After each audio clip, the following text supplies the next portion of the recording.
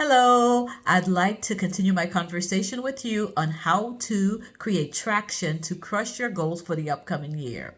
And so, the first tip I have shared with you by now, you should have done a reflection of the current year, looking at what went well, what didn't go well, what were your blessings, what were your lessons, what are some things you're going to change, and what are some things you're going to take with you into the coming year. But I asked you to do this in a form of a letter, not to yourself, but as a letter to God, because when you write it to Him, it's a form of gratitude and it just gives you a closer connection with Him. So there's so many benefits in writing a letter. But if you want to know those benefits, go back and look at that video for tip number one. I ended by saying, though, to start sharing with Him some of your greatest desires of your heart. And that's tip number two. Tip number two today will be on writing your goals. You know, the Bible says to write the vision and make it clear and plain so that those who see it may run. When you write your vision where it's easy to understand, you can create those action steps that will be easy to follow. So let's talk about writing goals. There's 6 areas of your lives where I want you to focus on writing a goal for. The first one, what I'm going to do is name those 6 areas, and then I'm going to attack them one each day, okay, for time's sake. And so the 6 areas that you want to have a goal for is, first of all, your emotional goal, your physical goal, your financial goal, your relational goal, your creative, I call it creative or business goal. Some people have business goals, those who own business. Not everyone owns a business, so I call it creative goals as well. And number 6, which is the most important one, is your spiritual goal. So today, let's talk about your emotional goal. What are your emotions? What is your emotional goal? Your emotional goal is your well-being of your mental health, right? And so you want to start thinking about, what do you want that well-being to feel like? It goes back to thinking about, how do you want to feel for the new year? What are some things you want to accomplish emotionally? It's that mindset shift that needs to take place. And we're starting with emotional goals first, because everything else follows your emotions. Emotions are feelings that are real, but they're not always reliable. And so if you act on emotions that are not reliable, it could adversely impact things that you do.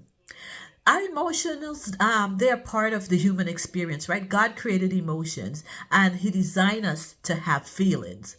And throughout the Bible, you will see people who had a wide range of emotions, from joy to sadness to anger, and sometimes even to hatred. And so you want to make sure that the emotions, the mindset that you're going to take with you into the new year, is one that's going to help you fulfill all the other goals that we're going to talk about. So don't let your passion of your emotions lead you to sin. Okay? So what are examples of emotional goals?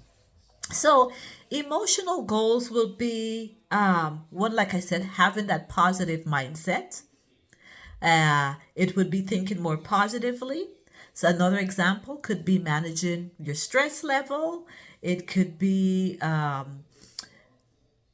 having more faith. That's an emotional goal, because if you were led by fear and the idea of failing this year, it could impact your ability to start believing more in yourself, believing more in God, believing more in manifesting things that can happen in your life, right? So those are examples of emotional goals. Now, emotions should prompt us to do something. If you have a positive emotion, it'll prompt you to feel joy, bold, confident, which are other emotional goals, and it'll want to make you act accordingly. If you have a negative emotion, it could make you act out in anger, in lashing out at others, and so forth. Now, In Matthew 22, I believe verse 37 to 39, somewhere around there, you know, Bible talks about of all the commandments, right? God said to love God first and others, and that's the greatest commandment.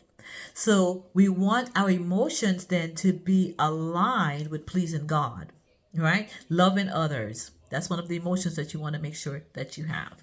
So I want to leave you with an assignment, which is to take some time to write down what emotional goals are you having for yourself in the new year.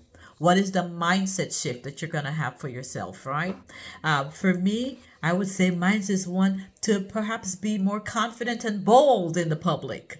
Another one would be to just have a mindset to move with a sense of urgency and obedience. When God gives me direction, stop sitting and pondering on it, but to move with more obedience. Those are just some examples of goals that I'm looking at setting for myself. I am also going to share with you a template that you can use to write your goals as we go through the different areas of those 6 areas of our lives that you want to have goals for. So, tomorrow I'm going to talk about physical goals. But for today, let's work on your emotional goals. If you want to share them in the comment once you've written them down, more power to you, because once you put it out there in the universe, one, the universe is gonna listen to you. Two, you're gonna be held accountable. And so I encourage you to go ahead and write down at least one of your emotional goals in the comment that you're gonna be working on for the new year. So thank you, ladies. My name is June here. I am a life purpose and leadership coach, and I'll be coming back with some more tips on how to create that traction to crush your goals for the upcoming year. Bye bye.